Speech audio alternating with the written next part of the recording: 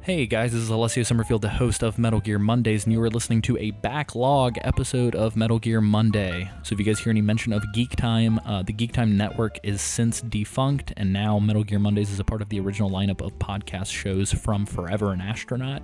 If you guys want to take advantage of our Patreon to get really cool exclusive content and speak with other fans, as well as talk directly to the hosts and the guests, you can go to patreon.com/foreveranastronaut. $5 a month on Patreon will get you access to all of our original shows, including Dev Diary Season 1 and future shows. So if you want to support the studio and support content like what you're listening to, please be sure to go to patreon.com/foreveranastronaut or foreveranastronaut.com to check out the rest of our lineup of shows, as well as short films, blog posts, and other goodies. If you want to write into the show, the new write-in information is contact@foreveranastronaut.com, or you can utilize the facebook.com/Metal Gear Mondays. Thank you guys so much, and enjoy the episode.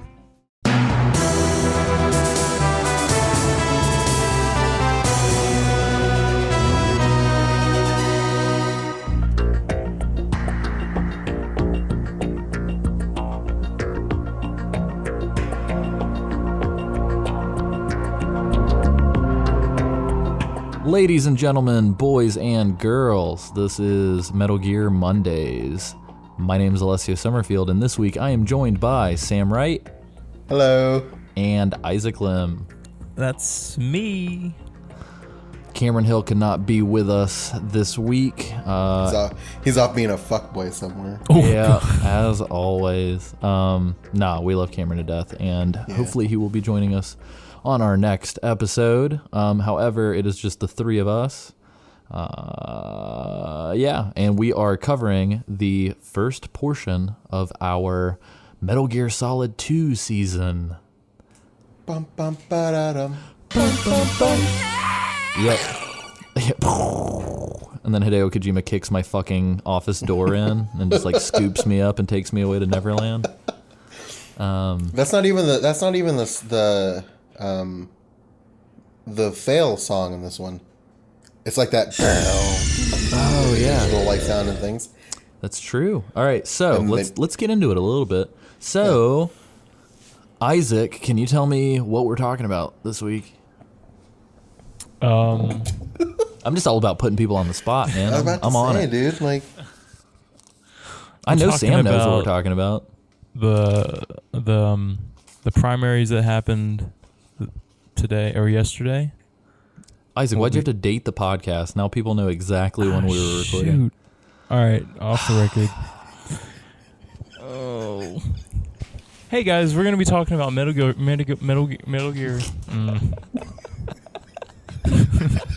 See, this is what happens when you make me talk. This is going great. So, Sam, what are we talking about this week? We're going to be talking about Metal Gear Solid 2, more specifically the tanker portion of Metal Gear Solid 2. The Hudson River, 2 years ago. Very nice.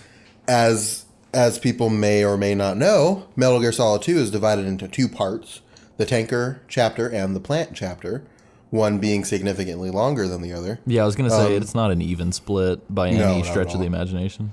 But the tanker part serves as an introduction to the new mechanics and kind of the new way of doing things for the game. Yeah, it's a little intense. Before we jump into the meat of everything, I'm going to do my obligatory things about what we're doing. So let's go through some generalities. So as you may know, Metal Gear Solid 2, by the title, is a direct sequel to Metal Gear Solid. It was released November 12th, 2001, and it was developed by Konami Computer Entertainment Japan and published by Konami. It was directed by Hideo Kojima. It was co-written by Hideo Kojima and Tomokazu Fukushima. And in this game, unlike Metal Gear Solid 1, the composing team was Norihiko Hibino and Harry Gregson Williams of movie fame, primarily The Rock and a couple other like big action flicks. Really good movie. Yeah, which actually was a bullet point on the back of the original PS2 box for this game. What, that he did music for The Rock? Yeah, that he did music for The Rock and this game.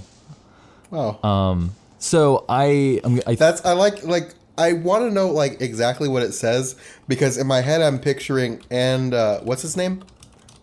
Who? Harry Gregson Williams? Yeah, featuring music from Harry Gregson Williams, famous composer who directed music for The Rock and Metal Gear Solid 2 on the back of Metal Gear Solid 2's box. That would be fucking amazing.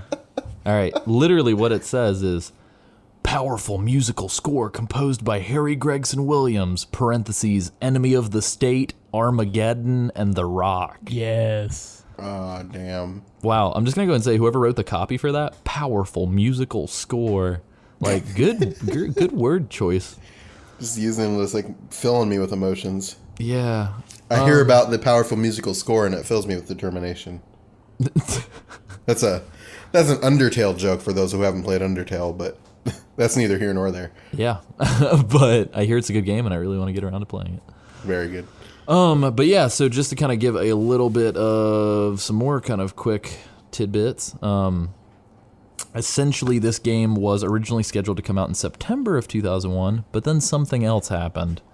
Yeah. And actually... Wait, what do you mean nothing important happened in 2001? I already forgot. But yeah, so September 11th happened, and as it does every year, and essentially, Metal Gear Solid 2 got pushed because there were some parts of the story that had to get changed due to what happened. Essentially, I remember at a certain point in time, I think if I remember correctly, it was one of the, if not at the moment, the biggest selling game, period. It sold 7 million copies. It has sold 7 million copies worldwide at this point, or since it was last kind of recorded. It has an average Metacritic score of 96%. It's the 4th highest rated game on the PS2, and it's tied for the 6th highest rated game of all time. And as we've mentioned on previous episodes, it's sort of looked at as like the poster child for postmodern video game design and narrative. And I remember the big tidbit going around the playground, not the playground, I wasn't that young, but around middle school, was at one point a news article came out talking about how somebody had written their college dissertation, their master's dissertation on Metal Gear Solid 2 as postmodern game narrative. Honestly, you could probably just write a dissertation about the game itself, honestly. Yeah, totally. It's crazy. So there's a shit ton of content. I'm going to go ahead and say for everybody that's been listening to the show to this point, the amount of content that's going to come out of not only this game, but some of the sort of subsequent episodes, because we're going to do a whole episode about like the VR missions. We're going to do a whole episode about Snake Tales. We're going to do a whole episode about the document of Metal Gear Solid 2. There's a lot of shit to cover. And then I would definitely like to do a whole episode kind of talking about the postmodern game design that we just talked about. So there's a good chance that Metal Gear Solid 2 is going to make up like a fair chunk of our content moving forward. Tis a meaty video game. Yeah, it really is. And the show notes are going to be insane because this thing has some really, really good analysis floating around the internet. So if you're really heady and want to talk about all the crazy shit in this game, I'm ready to get heady with you. Before we start, I did want to ask a very important question. Has Bilbo Boy made a FAQ for this? I looked. Isaac and I have been making jokes about it, actually. He dropped the ball. I don't know if you guys remembered this far back, but I think we talked about it already. He's only done Grand Theft Auto Vice City, Lord of the Rings, The Two Towers. Oh yeah, Two Towers and Metal Gear Solid. That's right. He's a man of few favorites. But he chooses wisely. I forgot. Oh, absolutely. I'm going to quote myself from like 20 minutes ago. I only remember about 40% of anything at any given time. Just to kind of cap off sort of the generalities so that we're able to kind of get into like actual things here. The game had a budget of $10 million, which at the time was pretty intense. And a lot of the development decisions came from Kojima hearing about the hardware for the PS2 way in advance and wanting to try something completely new.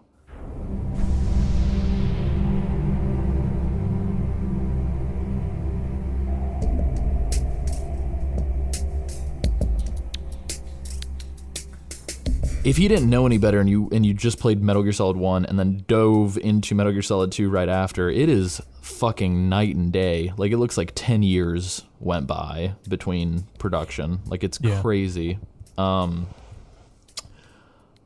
Do you guys want to, Isaac, I'm not sure if you know, like, how monumentally important the tanker chapter of this game has been for, like, games in general, like, historically speaking, with the whole sort of debacle that happened with the demo.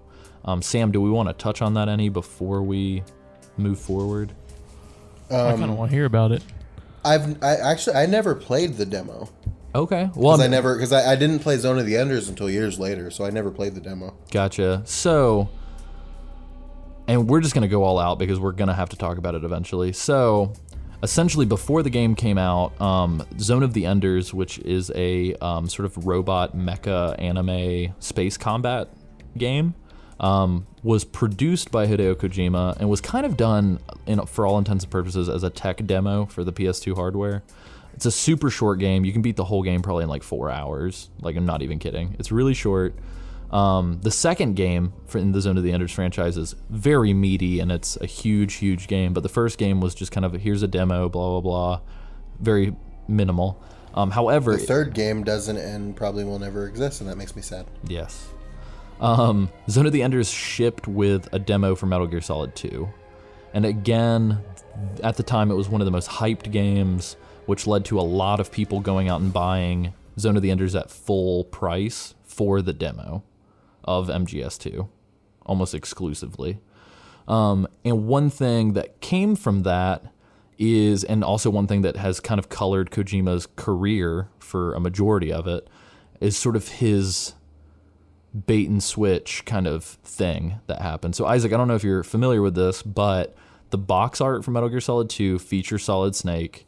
The back of the box only features Solid Snake, and the demo exclusively has you playing as Solid Snake throughout the entire tanker. Even like when you get the game in the intro movie, you don't see Raiden until the very end of the intro movie, and you're not sure that what kind of role he's going to play. So, like, even up to the point where you have the real game in the console in your hand and ready to go, you're still not prepared for the fact that you're going to get the wool pulled over your eyes. Yeah. Yeah. So, essentially, you play as Solid Snake for probably about an hour and a half total, or an hour, and then the whole rest of the game, you are a completely different protagonist. Now, needless to say, this pissed off a lot of people. You never got to play as Snake again, kind of, after the first portion. And it really, I don't know, it really was crazy at the time, and a lot of people did not expect it whatsoever. And it was crazy because all of the marketing videos and everything were essentially doctored to where it would even be parts of the game from later on, but with Snake. And so there was like a big, I don't know, it was a big, well-kept secret, and it had a lot to do with some things that we're going to talk about later on, but the fact of the matter is that Metal Gear Solid 2 was almost completely developed with the mindset of what are the expectations of the audience that loved MGS1, and how can we literally fuck with all of them. And it's crazy because there's actually some documentation that shows that, like, internally within Kojima's little group, before MGS1 even came out, they were like, it's going to do extremely well, so how can we capitalize on the expectations and do a sequel? And they started developing the sequel before MGS1 even released, with the intention of fucking with people. Mm-hmm. So, and we'll talk about it a little bit more in the document of Metal Gear Solid 2, but Metal Gear Solid 2 at one point, and I think you can still find the teaser online, but was actually branded as Metal Gear Solid 3, and they were literally going to completely skip making a 2, and they were going to put out 3, and it was going to be the Roman numeral 3 to symbolize Manhattan's 3 tallest skyscrapers. And essentially the whole game was going to be designed as if the tanker demo with Zone of the Enders was Metal Gear Solid 2. And that the Raiden portion was 3. So it's crazy. There's a bunch of insanity that goes on. So, but needless to That's a podcast in itself, so we're just gonna skip. yeah, that for we now. gotta move on. So needless to say, am I speaking for all of us when I say that we've all been playing the PS3 HD re-release? Yes, Yep. I have. Okay, perfect. So the PS3 HD re-release is actually a repackaging of Metal Gear Solid 2 Substance, which originally was a director's cut, kind of like the original MGS2 is literally just tanker plant. That's it. And then for the original Xbox, they got Metal Gear Solid 2 Substance as an exclusive for a while. That was MGS2 with a shit ton of extra content, like tons. And then eventually it came out on the PS2, and then the HD re-release is that. So did they add scenes then in Substance? Did they add like new cutscenes and stuff? Yeah. No, they Or like add on, because there's like parts of, and we'll get to later, that like I don't remember happening at all. yeah, if I remember correctly, the actual like main campaign stuff like did not get touched. Okay. They just added a bunch of additional stuff. Which Well, we'll get to that when we get to it. yeah, Tell we'll me if get I'm to being it. Crazy. Yeah, it's a lot of crazy stuff. Needless to say, there is a skateboard game. Yeah, I remember that. It's amazing. It pretty much plays like a bootleg Tony Hawk, but with Metal Gear Solid characters. But anyway, so that's what we're playing. I wanted to make a brief correction. A couple episodes back, I referred to the director's cut as Metal Gear Solid 2 Subsistence. That's actually the director's cut for Metal Gear Solid 3. Metal Gear Solid 2 is called Substance. So I apologize if that pissed anybody off. But yeah, so let's just dive into it. Let's just talk about the opening cutscene. Isaac. Go ahead. The cutscene or like the sizzle reel for the game? Oh, the little sizzle at the beginning. Because the little sizzle and the song and like that's like the best like sizzle reel in gaming ever.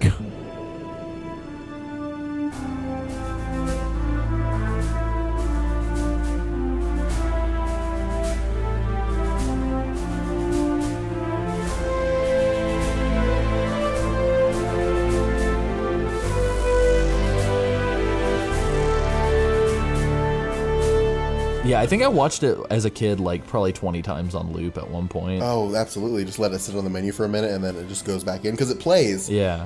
every single time you boot the game up, and you can skip it, but if you leave it sitting on the menu for a while, it'll go back into it.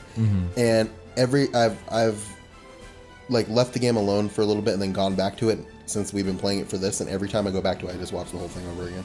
It's weird. It's like watching a football like highlight reel, like Yeah. like a pre-game pump-up video.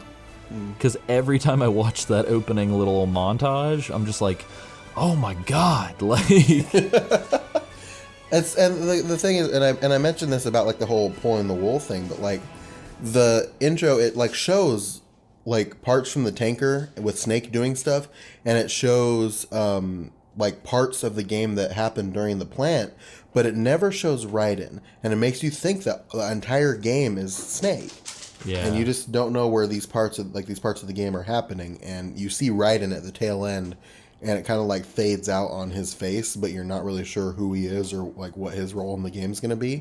But you're not too concerned because you're starting the game as Snake. Yeah, totally. Yeah. Well, and on that note as well, I made a quick note here. So Kyle Cooper is the American gentleman who does all of the intro and title animations for Metal Gear games. I think for all of them. And watching that video again, and it credits him like right before the title sequence like drops. I was just like, man, fucking Kyle Cooper is on point like all the time. Like it's just really clean. So But anyway, opening cutscene was rad too. oh, totally, man.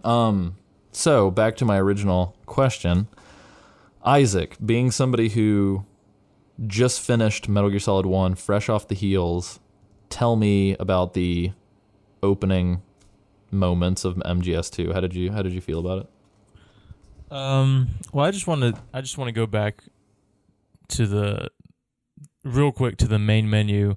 I was really confused about because on the I don't know if this was on the PS2 version, but on the HD collection version, it made you choose to play the tanker first or go straight into the plant, and I was going and not knowing anything about MGS2, I had no idea what they were talking about.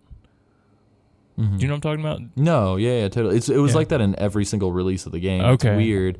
Yeah, I don't understand why. Like, I figure once you beat it, it should maybe give you the option because, like, there are things that you can do in each portion to, like, unlock stuff. So I can see them being like, oh, you just want to unlock the tanker stuff. Just play the tanker.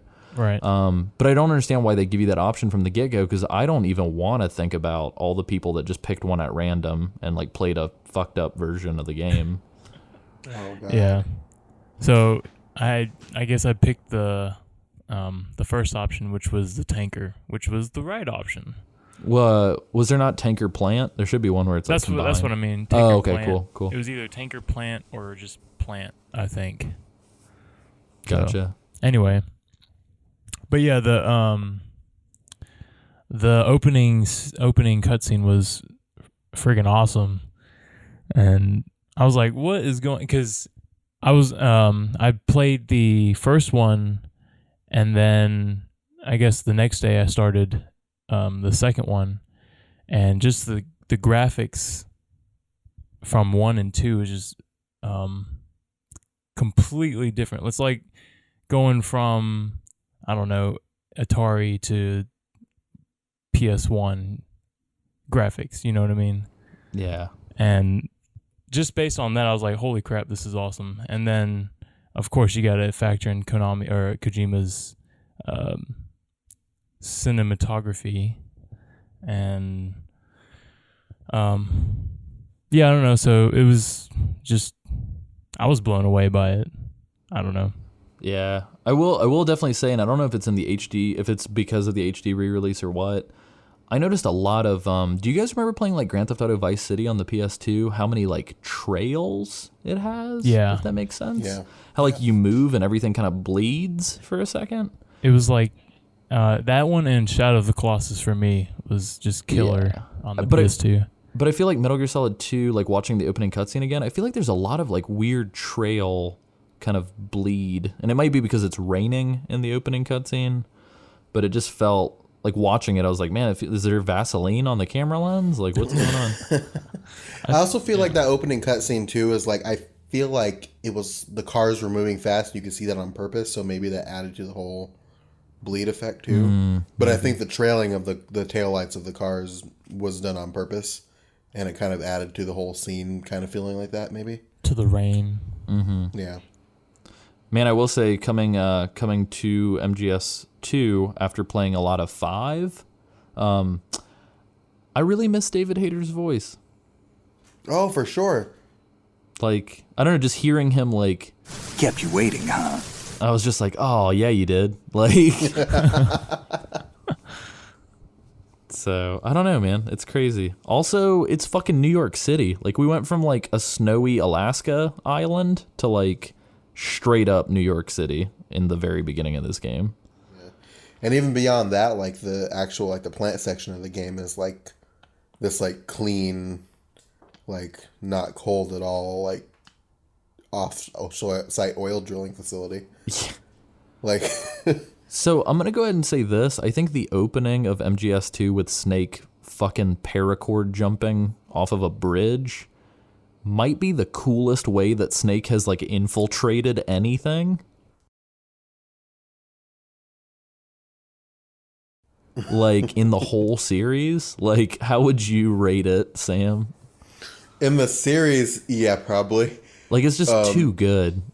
It's just like the whole thing where like he dive, he like flips off the bridge, and it's just like straight out of Twin Snakes, and then like he lands on the boat, and then his like stealth gear fritzes out, and it's like you did something very dumb, and your stealth gear fritzed out, but like you look like a badass. Did anybody think to themselves, I wonder what the people in the cars are thinking when this man in a robe clearly just ripped his like jacket off and disappeared? I don't even know, man. I don't. But yeah, so essentially, in essence, we see Metal Gear Solid. We see Solid Snake. The titular Metal Gear Solid. We see Solid Snake essentially base jump off of a bridge onto a boat in the middle of the Hudson River, and this is like a huge boat. He immediately jumps into a codec conversation with Otacon, who's back and sounds better than ever and looks great. Wow. He's looking healthy, and he's been doing well. Got some meat. Ready for his next emotional trauma. Well, he sounded way less like a goofy, nasally Whiny. nerd in this game. Like, I feel like he sounded normal. You must not have saved very often then. That's true. But I do dig how they immediately, like, dude, within like 5 sentences, Otacon's just like, so I'm really sorry Mei Ling's not here. Like, but he, essentially they go through the whole situation, which is Snake and Otacon have started their own, like, officially recognized, like, organization, by, like, the UN. It's like a fringe organization, but they've started this group called Philanthropy, and what they do is, at the end of Metal Gear Solid 1, as referenced by the post-credit phone call, Ocelot has essentially sold the data for Metal Gear onto the black market. And so Otacon essentially says, in this way that, like, we'll get to it, but this might be one of my big gripes about this. There's a lot of dialogue in this game where the characters know exactly what the fuck they're talking about, but you can tell they're just saying it so that we, the audience, can know. And it feels a little overdone at times. But Otacon essentially says, like, every single .com and organization is building their own Metal Gear. And so Otacon and Solid Snake have decided to partner up as almost like a counter Metal Gear organization that just tries to stop the proliferation of Metal Gear technology. And they caught wind through like an anonymous tip that this boat on the Hudson with U.S. Marines dressed up like civilians, that they're going to be carrying an experimental Metal Gear out to test it in the middle of the ocean. And so their whole plan is to sneak in, take pictures of the Metal Gear with U.S. Marine insignias, and then blow the pictures up online and expose them. And as we will see, nothing goes according to plan. Right, as it frequently doesn't. Before we get too deep, because I know you mentioned Mei Ling, I don't know if you remember this, but if you save often enough with Otacon, eventually he like stumbles on one of the proverbs and she shows up and corrects him, and then gets mad at him for not using the cheat sheet that he gave him for the proverbs. Oh, that's amazing. Have you never gotten that before? No. Oh, I when I was younger, I was like a save fiend, and I saved every 5 seconds, and that was one of the things that like I got when I was younger, and I did it again this time to see if it's still in there, and it is. That's crazy. But yeah, it's the only time she shows up like at all in the game. I am going to make a link to that and put it in the show notes, because that is, I just found the video of it on YouTube, so that's awesome. I did not know that at all. Yep.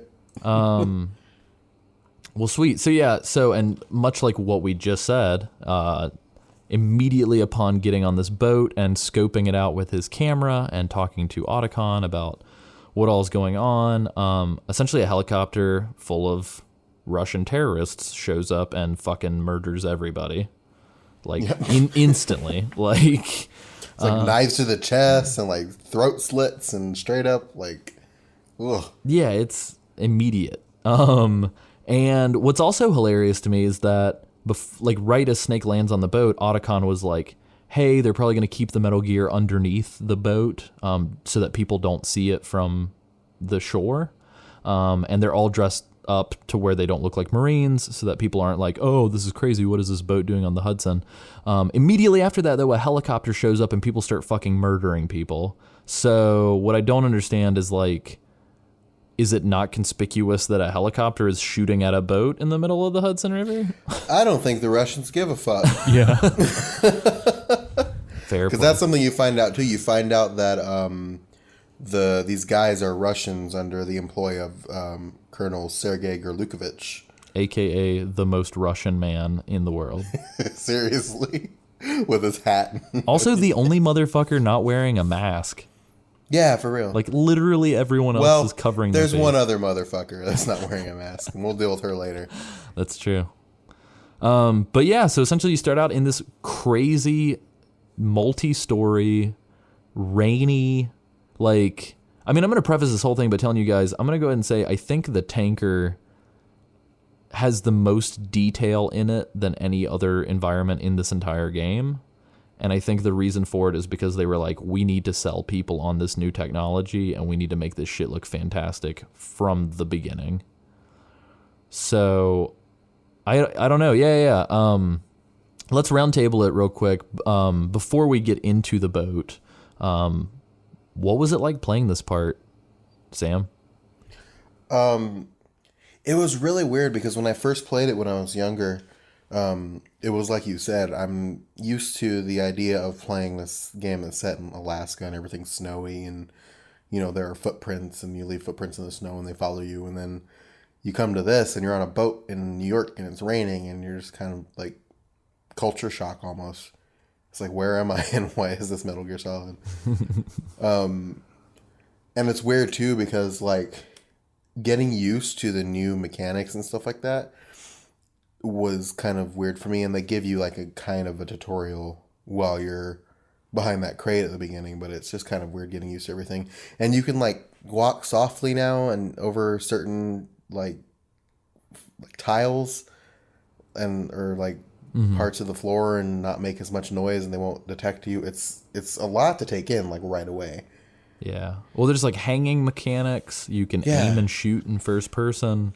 You start out with a gun, which is crazy for Metal Gear. Yeah. You start out with a tranquilizer gun, which again is new.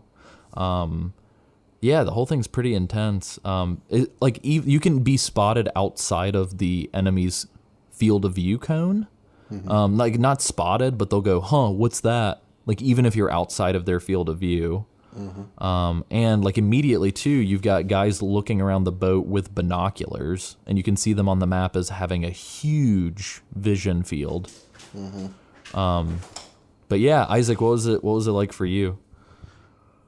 I will say a little not overwhelmed, but it did throw a lot at you, like Sam said at the beginning. And I didn't really have much to base it off of because I just played the first one, and you know, that was it. And so I thought it was interesting how in the first one they kind of just threw you in it and they expect you to figure everything out. In this one they just kind of like told you how to do everything, kind of how modern day gaming has turned into. But I mean, I don't have a preference either way, so but yeah, I expected it to be not on a boat, but you know, what can you do? I almost feel like they had to handhold a little bit at the beginning just because of what you guys are saying about how like crazy different. Yeah. And then also one thing, I was so used to using the D-pad for movement that in the very beginning I felt like I was moving back to the D-pad. I tried to do the what do you call it? Is that the analog stick? Yeah, the analog stick. But it just didn't feel right at first, so I found myself traveling back to the D-pad. But you know, I definitely felt that as well, especially after me and Sam played VR missions.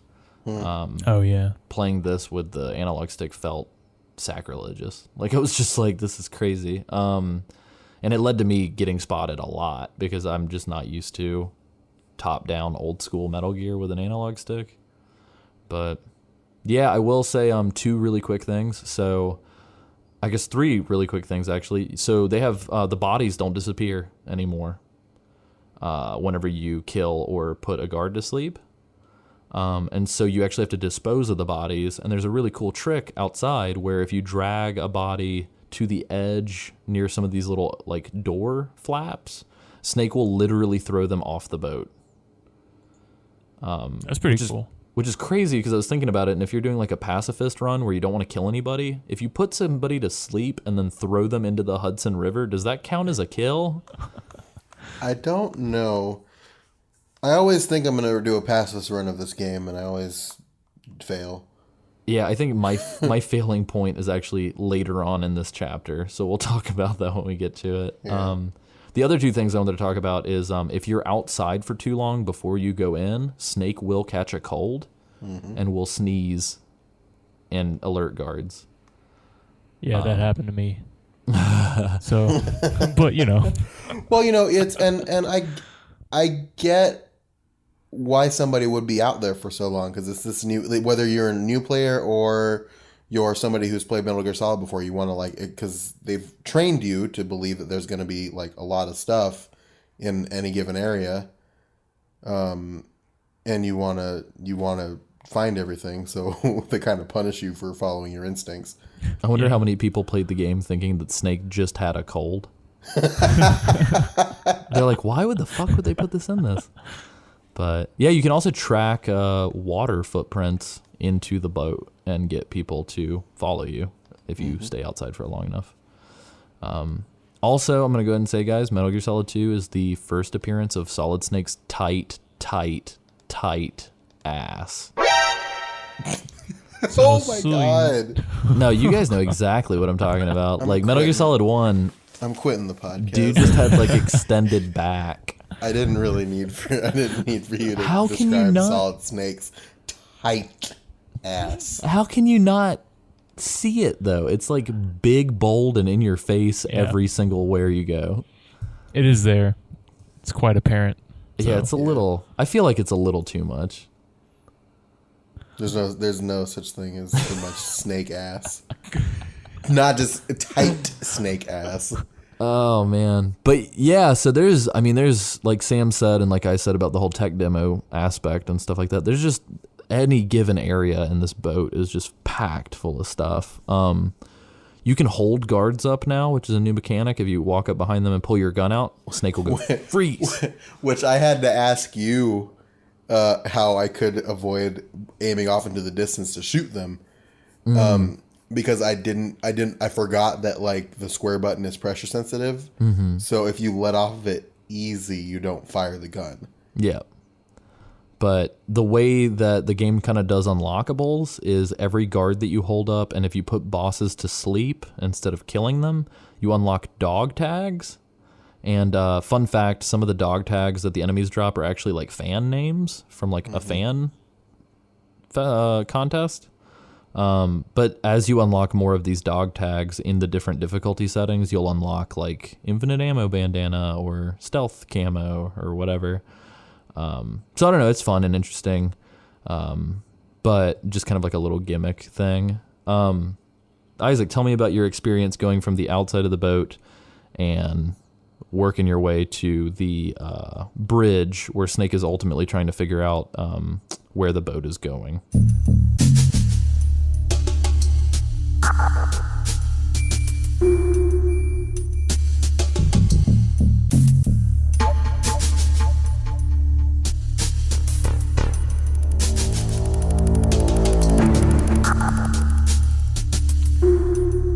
Well, I spent a lot of time on the outside.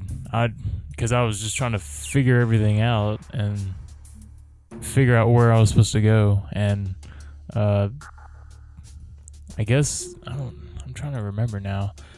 You got to keep notes, Isaac. I remember. Yeah, well, it's on my head. That's the key. I remember I got lost. Going inside, I got lost. I was like, where am I supposed to go? Because I knew kind of the area, where I was supposed to be, but I didn't know how to necessarily get there. And so I was just kind of running around, and I felt like I was tracing my steps back around and wasting a lot of time, if you will. But you know how it is. I died a lot, so. Did you discover the lockers? I did, yeah. Well, I knew about that because I remember watching you play MGS3 back in middle school or whatever. Oh, and didn't I beat that at your house? It was you played it. Maybe it might have been, but you played it a lot. But I remember you shoving guys in the locker and hiding in the locker, so I knew that was part of the game. But then they hold your hand and tell you, hey, you can do this. You can hide in the locker. You can That's true. stuff enemies into lockers to hide them. You can find sweet, sweet lady pictures in the locker Yeah, as well. take pics. Sweet pics. But If you zoom in on the pics in the locker, you get that. Oh, yeah. Snake makes a kissy sound. Yep. There's a hilarious. trophy called Snake Beater. Oh no. And if you lock yourself, I think we talked about this on the show, but if you lock yourself in a locker and you hold R1 to do like the snake putting his face up against the window or whatever, you can look down at the model and he'll be like really close. And if you hold it, he'll start to do this weird like oh my sound. gosh. And then and then you can call Otacon, and Otacon's like, Snake, what are you doing? And his little portrait is like totally looking like he's jerking off. And you get a trophy that just is called Snake Beater. And I was like, I can't believe that this is in the fucking game. But Oh gosh. Could you do that in like the original game? Yeah, too? yeah, Just yeah. without the trophy. yep.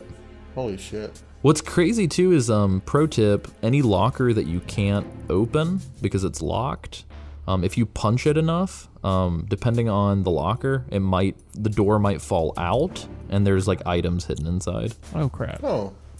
So sometimes the door falls in and you're just locked out of it, but sometimes it falls out and you can go inside and get an item. But also, fun fact, if you lean up against the portrait of the model inside of one of the lockers in the tanker and you press the button to like knock, if you hit her with your fist, it alerts all the guards. Oh my god. Jeez. Yeah, That's hilarious. because Kojima is not about hitting women, guys. Yeah. Except for when he's about shooting women in the face, which, Sam, can you tell us about what happens in the bridge and your experience getting to the bridge and who's up there? So, you try and make your way up to the bridge, and you go through all these guys, and you get up to the bridge, and the bridge is strewn with dead bodies of the people who were in the ship before. And you see somebody out on the bridge, and you go out there, and you discover there's a lady out there, a Russian lady, who is Olga Gerlukovich, daughter of Colonel Sergei Gerlukovich. And then you gotta fight her. And she's pregnant. Yeah, oh yeah, that's right, she's pregnant. So Solid Snake doesn't give a shit about shooting pregnant women, apparently. Because he hears her, like we hear her. I know he hears her. So Snake's eavesdropping on the phone call, and he's like, I know she's pregnant, let's do it. So it's intense. Shooting her with like, who knows how many doses of tranquilizer, because you don't have the USP yet. Yep. Which was done, I feel, intentionally, obviously. But how did you guys fare against Olga?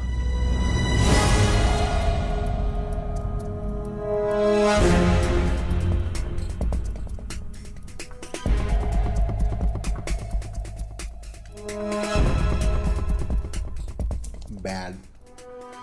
Really? Isaac, did you do well? Well, I'm not surprised. You can be I'm a little surprised. surprised. I mean, for me, it wasn't terrible. I mean, compared to some of the things in MGS1, this one wasn't terrible, if that makes sense. It was hard to the point where I died, yes, I died. But it wasn't frustrating. Like, I could beat it within a couple of tries. Did either of you guys get shot while you were looking in first person? Oh yeah. Definitely. The screen shatters and there's Yeah. like blood all over it. Yeah, when you die, if you die, it shatters. Oh, that's completely. right. Yeah. If you get shot, I think it just like cracks or something. The thing with me with Olga was that it wasn't necessarily that I died, because I didn't die when I played it. It's like, and it's always been this way for me. That's been like that boss battle's always been like this really strange war of attrition. And eventually, and I did this when I played it before, and I did it this time, I just stand still while she shoots me, with my rations equipped and just start shooting her because it's the only way I can because I can't get enough shots on her on the opposite side of the thing, and I'll shoot the lights out and I'll shoot the tarp and everything like that and get all that stuff done, but I'll just move to the other side and she will not reveal herself long enough for me to get any significant damage on her. So eventually I'm just like, fuck it, I'm just gonna stand here and pop you, and then I used a ration, good, pop, and then she's done. Did either of you guys have her throw a shit ton of grenades at you? Because I feel like she went grenade happy on me. Oh, yes, absolutely. Yeah, I don't remember that many grenades. No, yeah, she'll just lose her mind. But I don't know. And I don't know if my problem was the boss battle itself or if it was just me being bad at video games. But that was the issue that I had with her. Yeah. I feel like Kojima and Co. Kind of predicted the cover-based shooter before it was a thing, because that's all this boss fight is.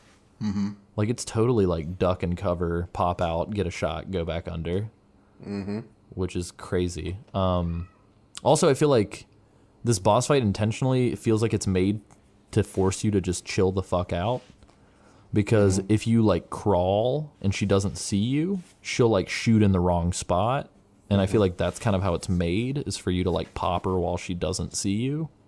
It just takes forever. Yeah, it takes forever. I'm not a patient man.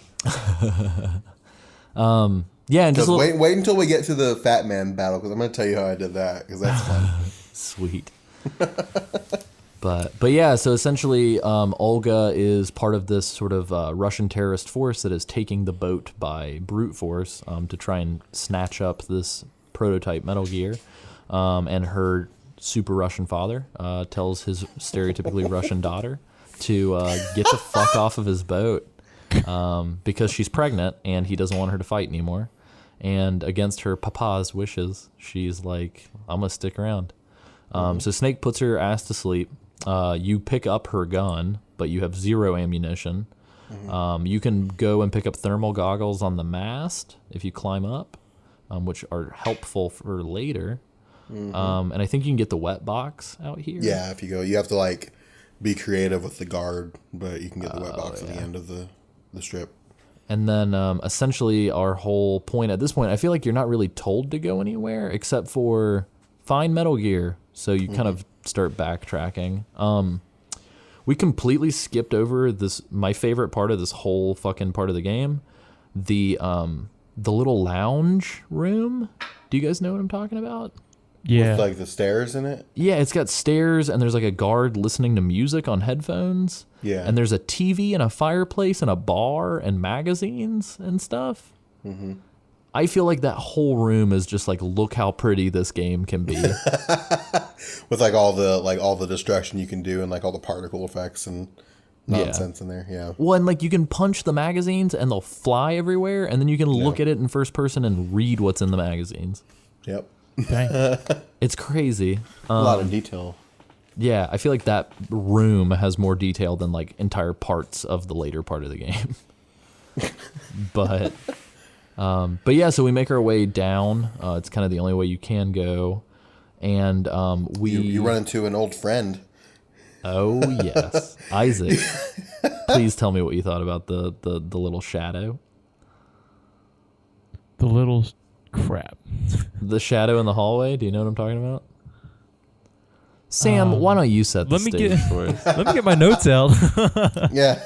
So you go down to the holds, and you're going further down on the boat, and you're walking down a hallway, and you look down a hallway and you see the shadow of our old pal Vulcan Raven, who, if you remember, was consumed by ravens in the previous game. But you see the shadow, and it breaks into this cutscene style where it zooms in on the shadow, and Snake goes, "Raven!"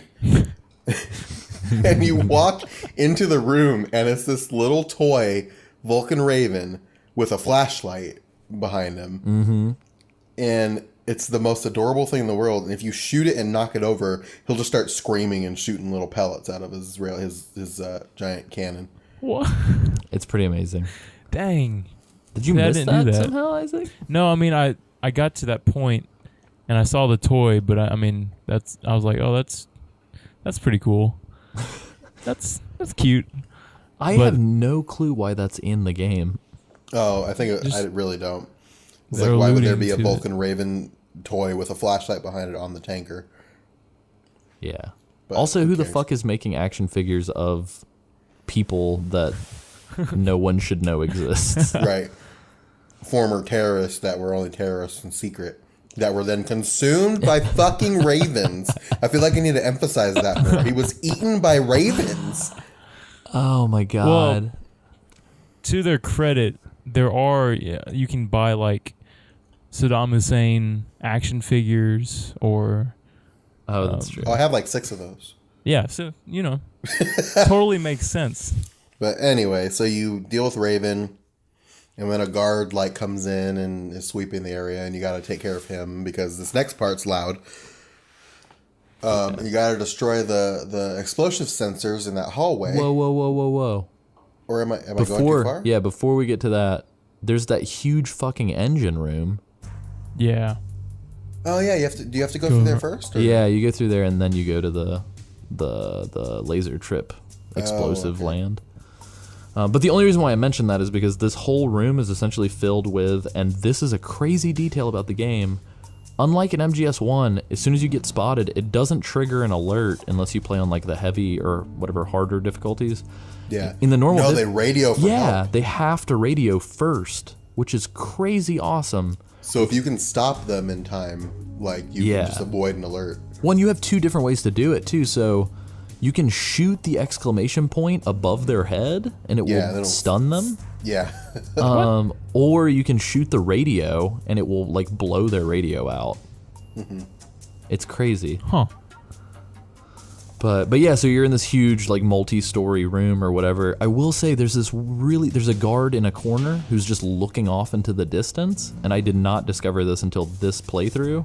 If you knock him out and you look where he's looking, there's another fucking like poster of a Japanese model like way out in the distance.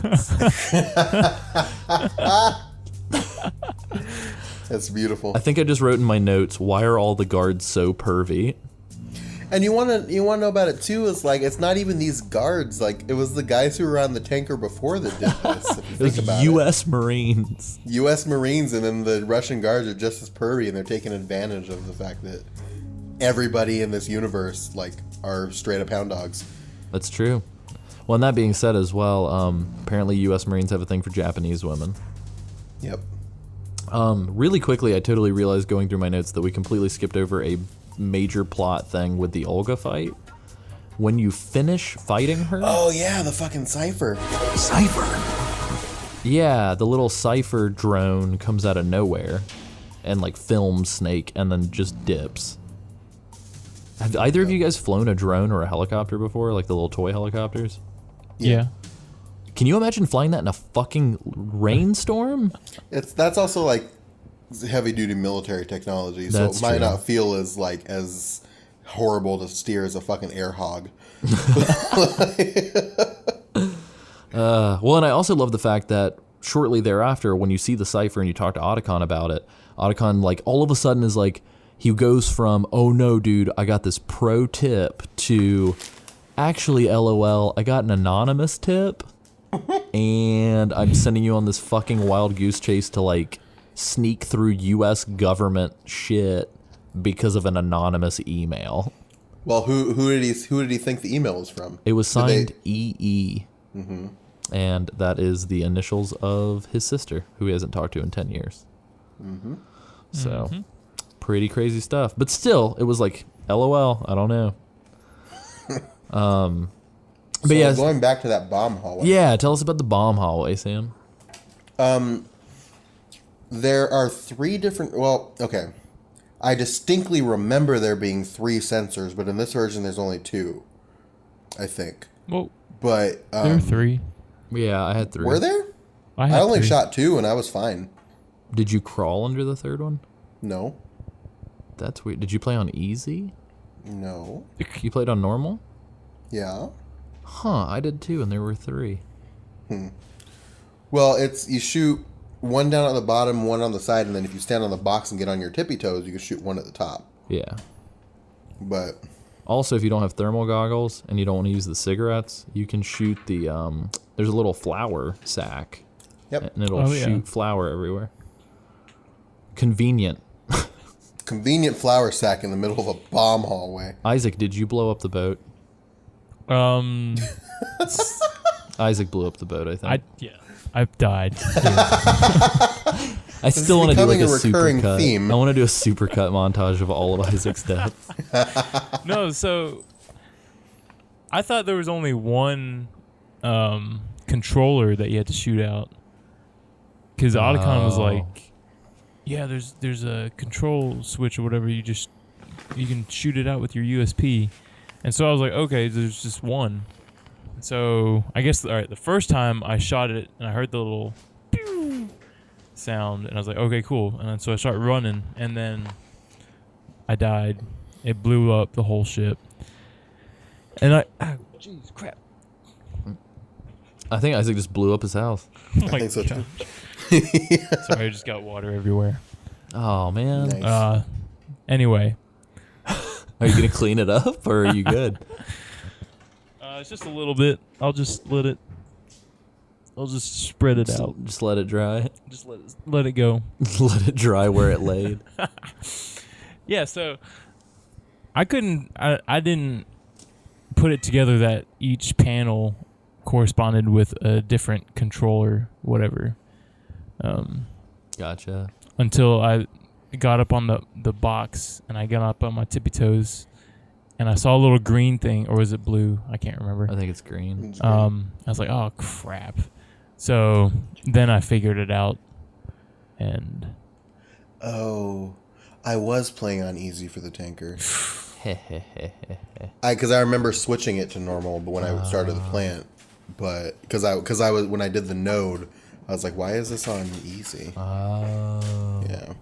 Really quick, two things in that little blow up room that I thought were a little crazy. So the fucking USP, like if you don't have all the guards in that room cleared, like it will alert the shit out of everybody because it is not silenced and it is loud as shit. Mm-hmm. Yeah. And you can't get a silencer for it until like the next time you play it. Yeah, that's true. And then you can just go buck wild and fucking massacre everybody if you want. But I will say my favorite part of the little engine room is did you guys see the couple posters? Yeah. Oh, dude, they're so good. That's hilarious. It's for everybody listening at home. It is two posters on two adjacent lockers, and one of them is of a man like smiling and sticking his hand out, and the other is of a girl smiling, and the dude's hand is in her poster. Yeah. And they're like next to each other. And if you open the lockers, you can see their backs. Yeah.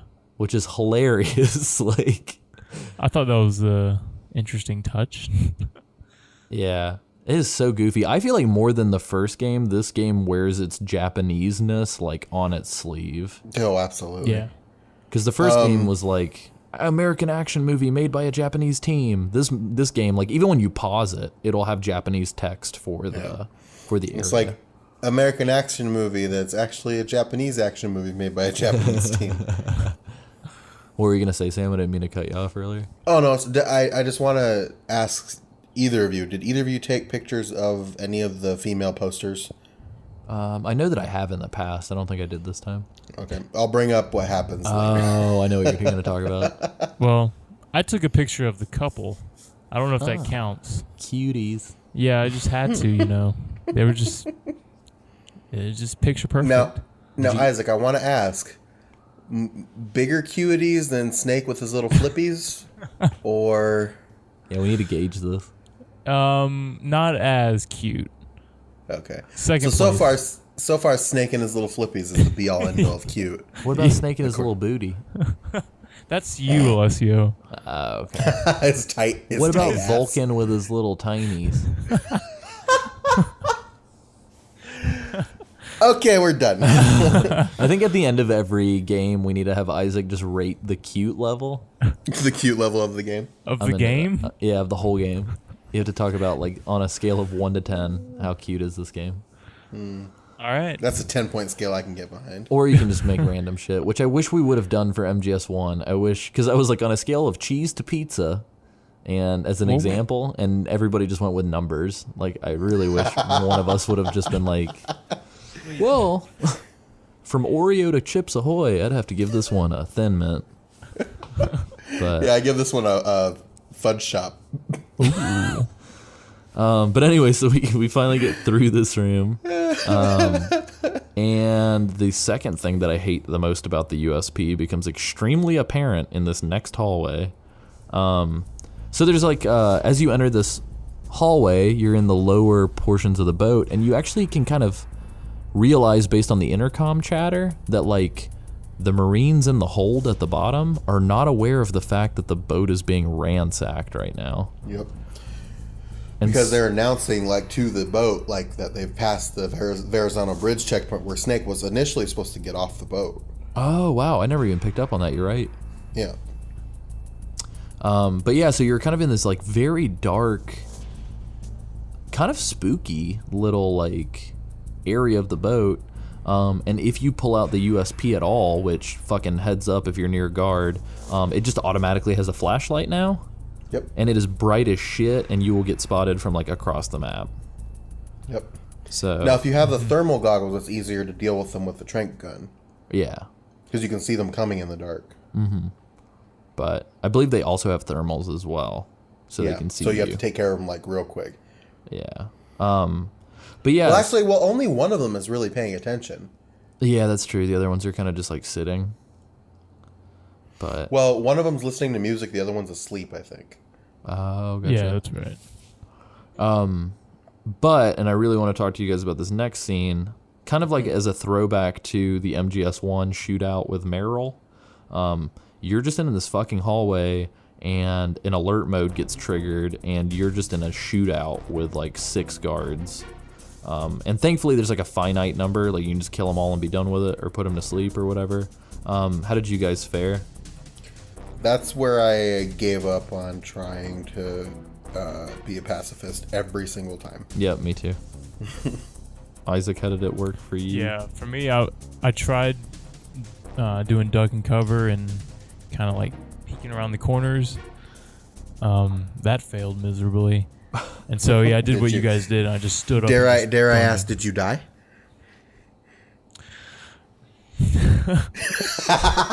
Would you like a number? Oh. No. Yeah, I died. The problem with trying to do that with the trank gun is that to put them asleep immediately, you have to headshot them. Yeah. Or like shoot them in a very specific like area of their torso. And they like try and like creep in on your flavor. And they like approach you, so you have to handle them quickly. And the quickest way to do that is to fucking shoot them to death. Do they have shields in the hallway? I can't remember. No, I don't think they those did. ones. Okay. But they like encroach upon your hiding spot eventually. Yeah, they just go for it. Yeah. Which is And actually kind of useful if you're just headshotting them, because they just line up like Yeah. ducks in a row. But I hated the grenade throwing guy in the back. That coward. Oh, I never had to deal with him. You were playing on easy. Oh. Oh yeah, that's right. Yeah. Did you not encounter the guy with the flamethrower? I'm kidding. No, there was a guy in the back just chucking grenades one after the other, and there's like a place where there's like a barricade where you can't go any further or any closer to him. Where no cars go. Exactly. Cue the song. So yeah, you have to kind of like aim at him from far away, which I'm also terrible at. But Yeah, I will say I felt like the angle at which the tranquilizer gun, the M9, kind of shows you where it's aiming, was way easier, but the USP just looks so much cooler when you're aiming it. You know what I mean? yeah, I don't know if I was doing something wrong, but to aim it and when I was aiming it, I didn't see like a what do you call it? Like a reticle Is there supposed to be a reticle or the gun? Yeah, so with the Interview? M9, the tranquilizer gun, there's a laser sight. Because all right, that's just R1, right? You hold R1. Yeah, you hold R1 and then you hold square. All right, I don't know what is that a setting? Because whenever I hit R1 to go into first person mode, it's just the first person mode without like the gun. Yeah, you have to hold square. You have to hold square. Yeah, you hold the shoot button and they'll pull out the gun. And you can like pinpoint exactly where you want to go, and then as soon as you let go, they'll pull the trigger. Oh my gosh. But if you do what Sam said and you let go slowly, it'll not shoot. Gotcha. Well, I'll have to, implement that. Oh gosh. Okay. Yeah, so after this whole huge shootout thing, you wind up going into the hold where a bunch of Marines are watching their commander talk about Metal Gear Ray on a screen. And there's a countdown timer because you have to like get the pictures and send them to Otacon before he's done with the speech. And you have to navigate through 2 holds to get to the final hold where Metal Gear actually is. Sam, I think you skipped a very pivotal point. Well, no, I'm getting there. Are you? Because I don't know if you're thinking what I'm thinking. Well, you skipped Ocelot being Ocelot. What? That doesn't happen until after you get to the final hold, doesn't it? No, so what ends up happening is Before. when Snake gets through the crazy shootout and he like goes through the little hatch door, there's like a little like wiener guard who comes out of nowhere who's like, "Oh man, I almost got murdered." And he like goes to start locking the door that Snake or he's trying to open it or lock it behind Snake, I can't remember. And we hear spurs, and who the fuck else would wear cowboy boots? Right. And Ocelot comes out of nowhere, and the guard turns in and goes, "Oh, Shalashaska, like, I'm glad that you're here." And then Ocelot, like, without hesitation, just fucking blows him away, like, at point blank. Do you have to like go out of your way for that? No, it just happens. How did I miss that? I It's don't like know. right after the shootout, and you. Is that another thing that like doesn't happen if you're on easy? If you're on easy, they just cut out all the good parts. Good. Well, plot it's just points. like one cutscene. Yeah. You may Oh, have I don't accidentally skipped it because I think it starts with just Snake being like, "I did it," and walking through a door. Oh yeah, no, that's when I remember now because that's when I discovered that you can't pause cutscenes. Oh. Because something happened, I tried to pause it and it skipped it. So, Gotcha. Well, the bad. big reveal though is when Ocelot shoots this guard.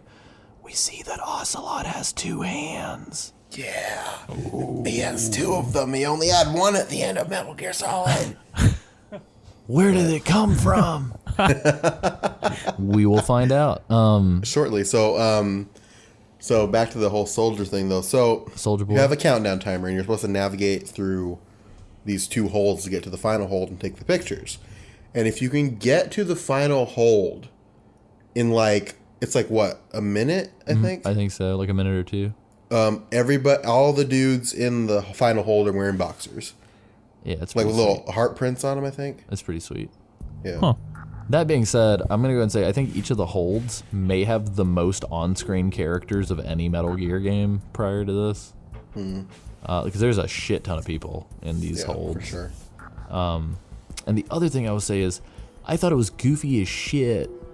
Like I hate to pull the hater card, but I thought it was goofy as shit that you get there and instead of just being like, "Yo, Snake, just do that shit before the speech is over," Otacon's like, "I hacked into the Pentagon and read his speech, and I can tell you from the point that he's at right now, it's gonna be exactly 7.5 minutes, man."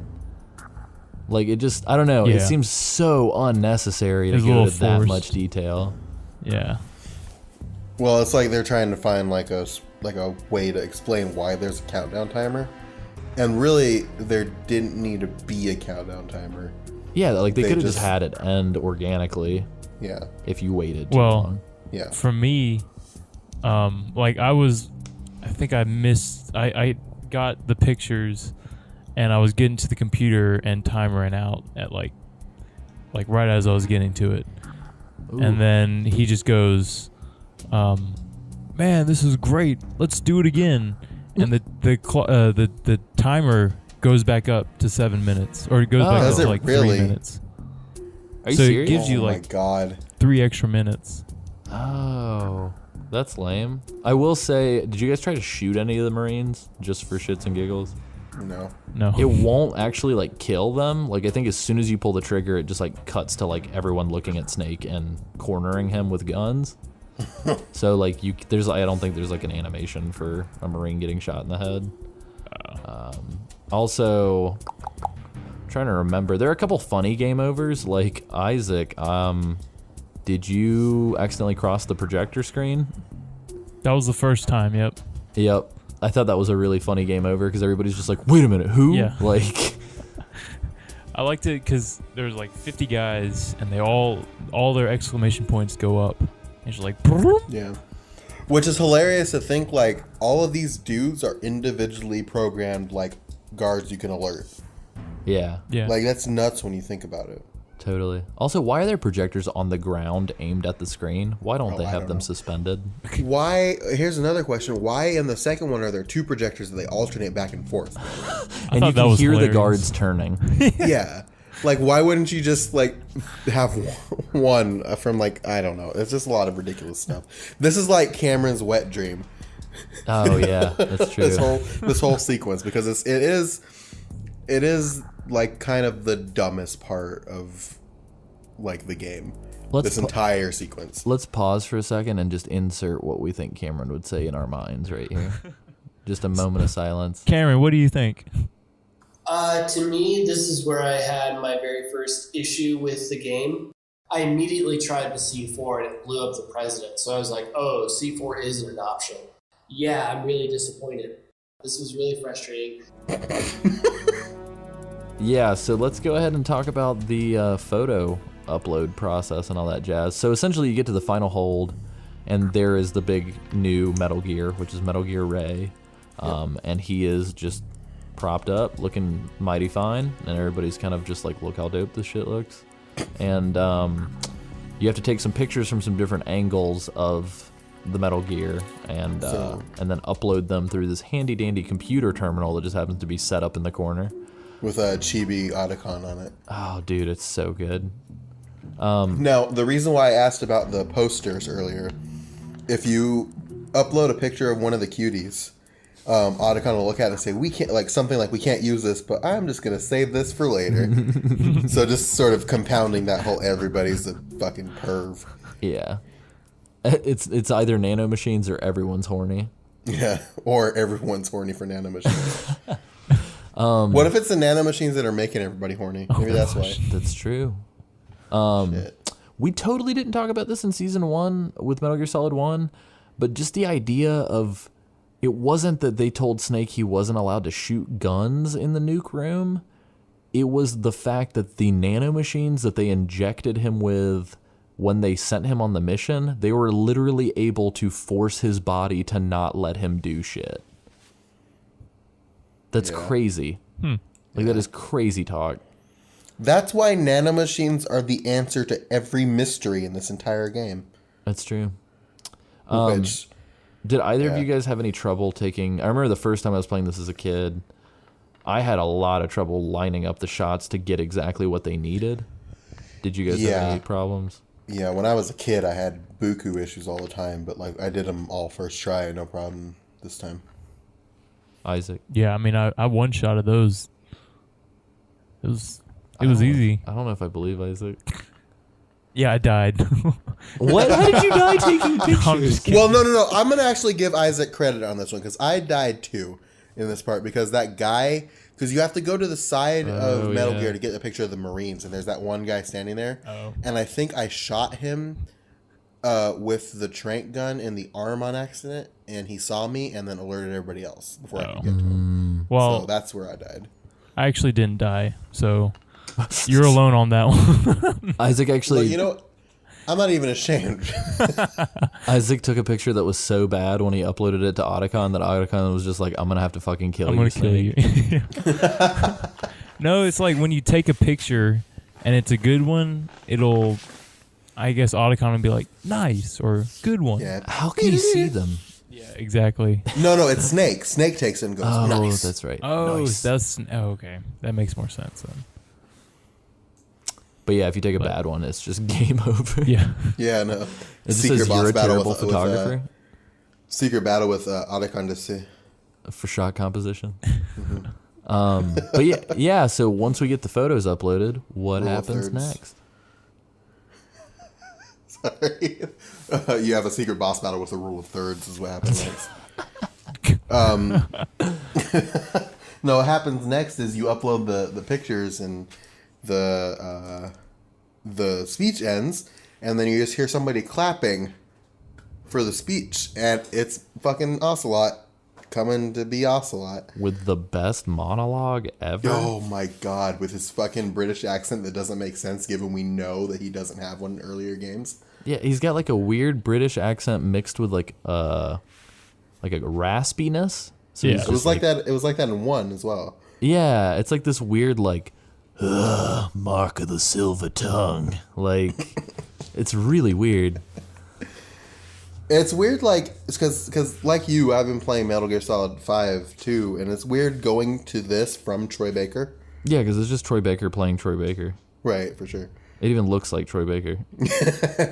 Like they should have just called it Troy Baker. It's like this is your support character, Troy Baker. Hideo Kojima's in it as himself, so why not? But yeah, so essentially Ocelot comes out and lets everyone know, both Russian and American and Snake, that he doesn't give a fuck and he's stealing Metal Gear. Isaac, walk me through it. Hey. What'd you think? About the What happened? cutscene? Yeah, what happened? What'd he do? Well, all right. So, I guess the Russian guy, Goose Sergey. something. What's his name? Sergey. Gustafowitz. Gustafowitz? what is this? Christoph Waltz. Sergey Christoph Waltz. Gerlukovich. Sergei Gerlukovich. Grulikovich, yeah. Him and Revolver were, well, he thought Revolver was scheming with him, but then Revolver turns on everybody. As he does. As he does. And he does this crazy shootout thing, which I thought was pretty... Did he kill the commander guy and Gerlukovich? Yeah, Because... I'm not sure if it's the bullets that kill them or if it's like a combination of that and him blowing through the boat with Metal Gear. Oh. I can't remember. Do you guys Yeah. remember offhand, Sam? Wait, what? One more time? Whenever Revolver Ocelot's going all crazy with the guns, does he just straight blow away Sergey and the Marine speaker? Or is it the Metal Gear that kills them? No, he shoots them. Yeah. Okay. I remember because Sergey has the speaker, and he shoves him into Revolver, but then Revolver like does some weird, crazy move, Gun and he tricks. Well, because the whole shoots- thing is Sergei is holding him hostage Yeah. That's right. to try and get the Marines to not shoot him, and then Ocelot's like, "Oh, fuck it." Yeah, it just kills everybody. Isaac, what did you think of the crazy arm, and what crazy arm am I talking about? Revolver's arm. Oh, what happened? Is it though? Tell the listener, if they've never played this game, what's going on with this arm. If they've listened to all of our episodes to this point. What? I'm trying to remember now. Liquid. Oh, that's right. This one was screwy because this was late at night, and I was so somehow he does something with Liquid's arm and attaches it to himself, and it's like taking over him. I don't know. I couldn't really. It's weird. It's Maybe you guys can. You probably know exactly what's going on, but from my point of view, I was like, how did this happen? I'm pretty sure everybody's saying that. Essentially, that it's not just you; it's Okay. us too. Okay. Because good. essentially, Liquid's arm was replaced, or Ocelot's arm that he lost in Metal Gear Solid 1 was replaced with Liquid's arm, and it is now controlling him sometimes. So like he'll snap into like Liquid is doing his monologues at Snake, but then he'll snap back into Ocelot. But And the Revolver fingers go all Liquid crazy. Ocelot starts stealing Metal Gear.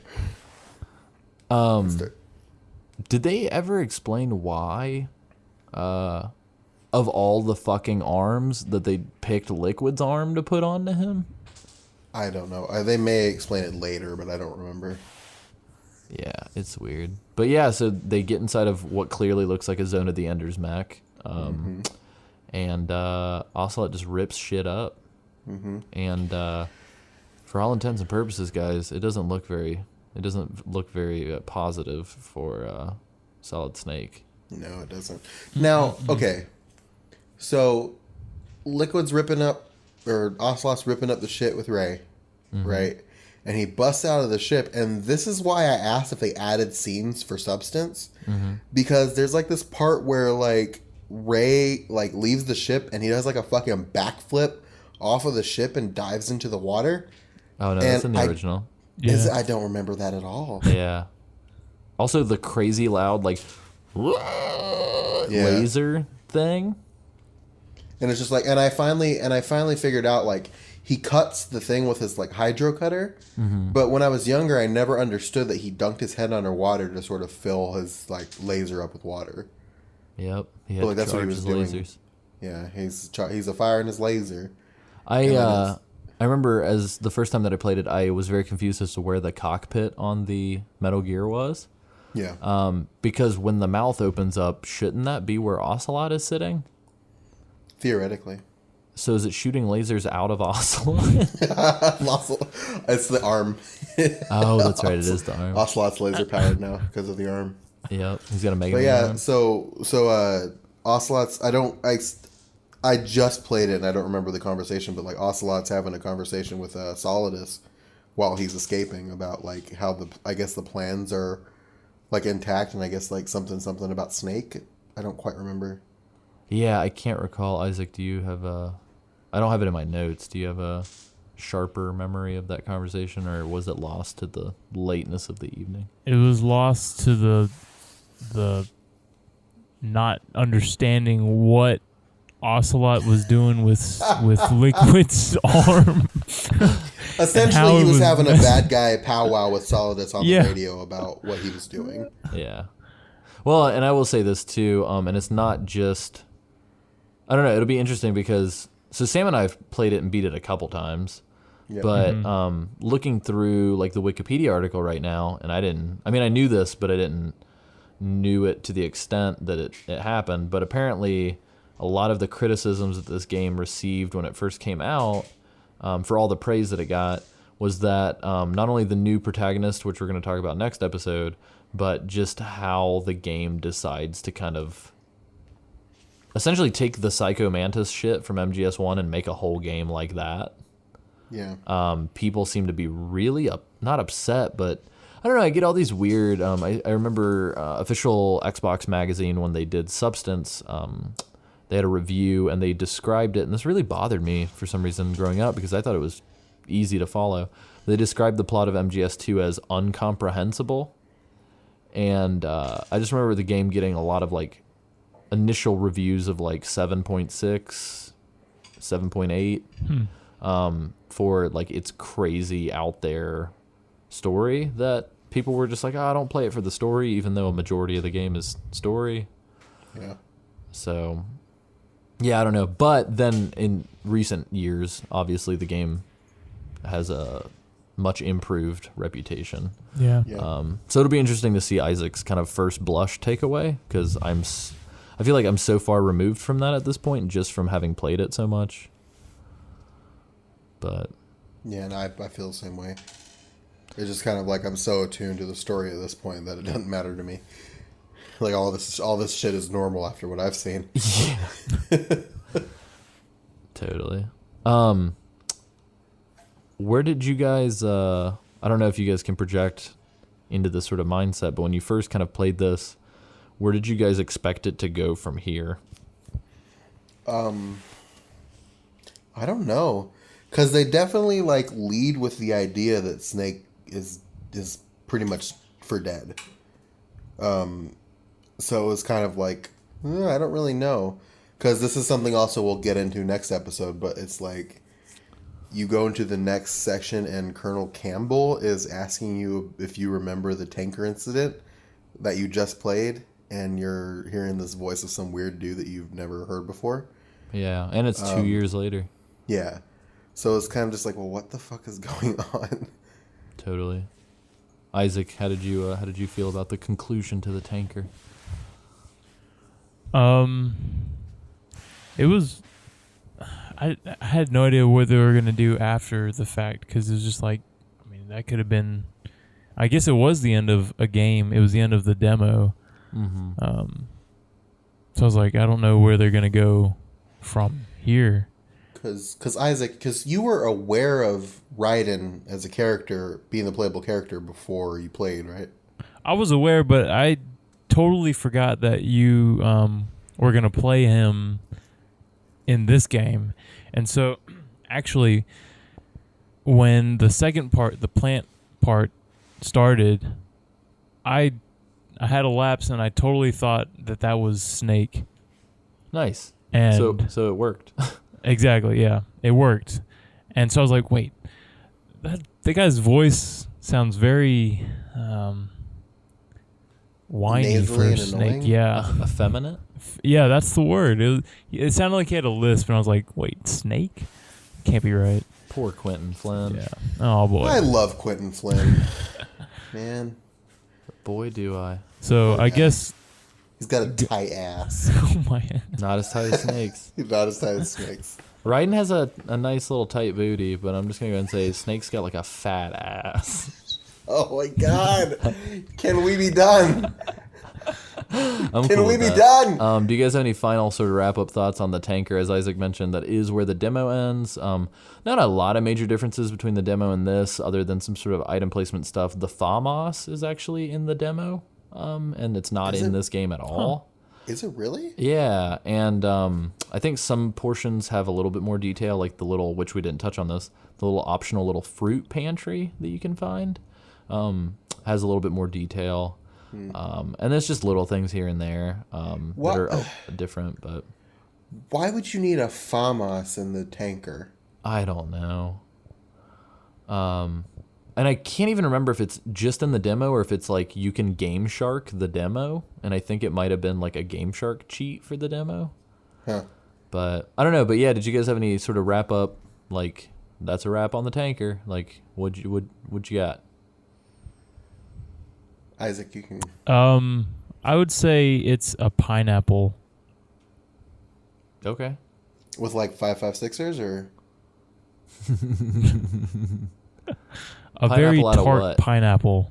It's sweet, but if you eat too much of it, it leaves a little, a little... Nasty aftertaste? Yeah, a little burn. It gives you the burn, but in a good way. In a good way. For more Metal Gear. I don't know how to process that analogy in my brain. So I'm just going to say I agree. Perfect. I think I found it more... I don't know. It was more like a mushroom cap to me. You know what I mean? Just the cap. Just the cap part. Just I don't... full of mystery and weird spongy dark matter that I'm not really sure why it's that way. But the outside is solid and consistent. Solid. Just, something stable with a little bit of extra something on the inside. Ooh. I'm going to say that it's like a cat because it's like really cool and soft and like fluffy and ready to go, but like if you test it too much, it's going to fucking assault you. I can get into that. And it does whatever it wants. Yeah, it does whatever it wants. I don't absolutely. know what the fuck we're doing anymore. Can you guys please? Hell yeah. I thoroughly enjoy this game. Every time I come back to it, I'm just like, fuck, I forgot how good the second game is. I think it's kind of, and we're going to see this as we continue, this is kind of the pinnacle of what the original style Metal Gear can do. By the time we get to 3, I mean, the original release of 3 was panned because of how shitty the camera was. And so they ended up having to like redo the whole camera system and everything.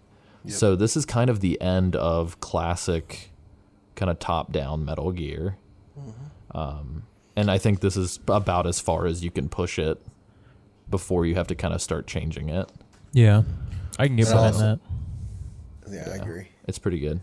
But yeah, guys. Before we go, I want to throw we don't have to answer this question or delve into it.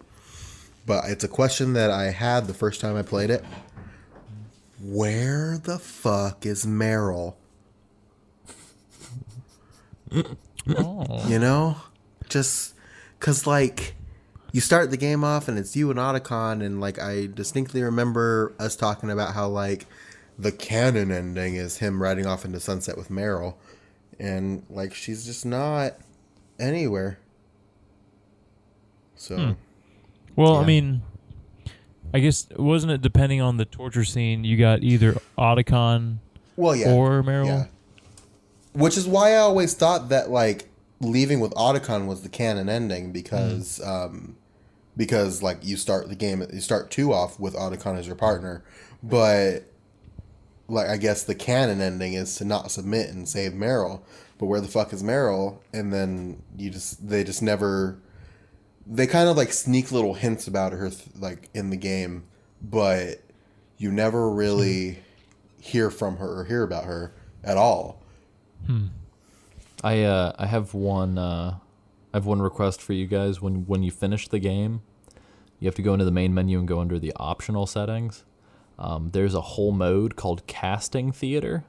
Oh my god, yes. Where you can recast character models for the cutscenes as whoever the fuck you want. What? Yeah. And it's I've got a story about that whenever we get to whenever we meet Vamp for the first time. Oh dude, it's so good. And you can use like MGS1 character models or MGS2 character models. And there's a bunch of character models that like aren't even in the game.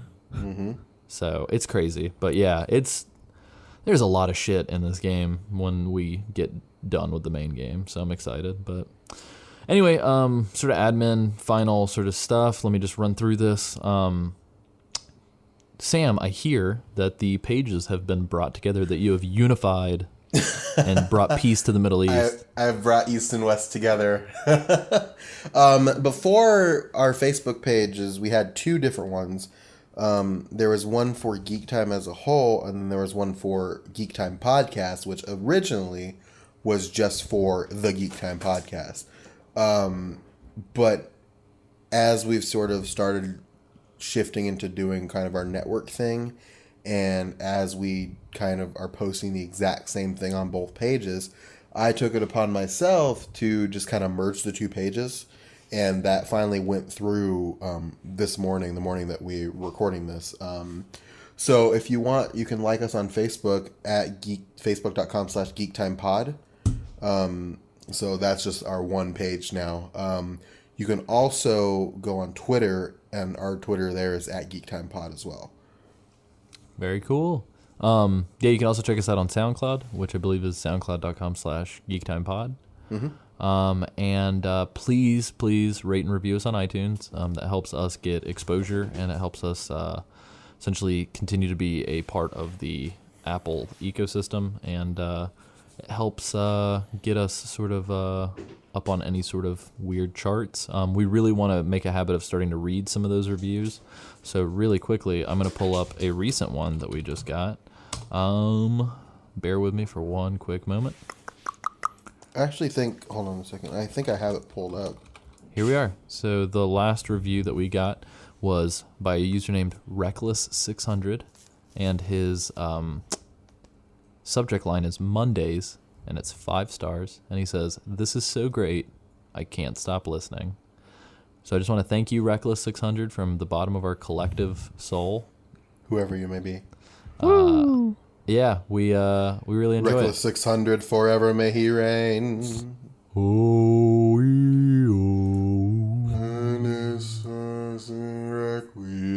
it. I don't know any of that. I just know the Requiem part. Oh, you're fine. It's mumbled. But yeah, no, it was fun. Hold on, guys. I think I just discovered a feud. A feud? I think I just discovered a feud. A feud. Between So who? there is a podcast called the Mopcast Network. If you Google search Metal Gear Mondays. Oh, no. And they have, oh man, guys. They have 2 episodes of their show called Memory Card Radio, Metal Gear Mondays 001 and Metal Gear Mondays 002. Oh, no. And the last episode came out November 3rd of this year. What? Oh, so they're like chomping our flavor? Oh, John, Max, and Eric. Here's the description for the episode. John, Max, and Eric finish up Metal Gear and move on to the best game that has ever been made, a.k.a. Metal Beer. Metal beer? Yeah. So What are these fools even doing? We need to reach out to them and tell them to stop chomping our flavor. I need to listen to this show. Oh, cool. So their first part of their Metal Gear memory card thing came out October 25th, and then the second part came out on November 3rd. So, I don't know. Let's check it out. Quick shout out to these other guys. Yeah, we don't even know if it's good or not. Yeah, we don't know if it's good or not, so try it. And let us know if it's good or not in our ratings and reviews on iTunes. Yeah, no. Leave us a 5-star review and tell us if their podcast is any good. Yeah. Yeah. But no, that's interesting. Anyway, calling out competition aside, yeah, that's pretty much all those things. By the time you listen to this, Sam Wright and myself will have gone to the Ohio Game Developers Expo and potentially may have met Gary Butterfield and Cole Ross of the DuckFeed.tv podcast network. So, and done some little crazy side projects. So it'll be interesting. And please check out the Geek Time website, which is geekti.me, to keep posted on any of that good stuff. And yeah, definitely refer us to your friends if you get any Metal Gear fanboys and girls in your social network. Shoot us a share. And yeah, Isaac, Hi. what should the little snakes at home remember? Always play nice and be yourself. Just a buck.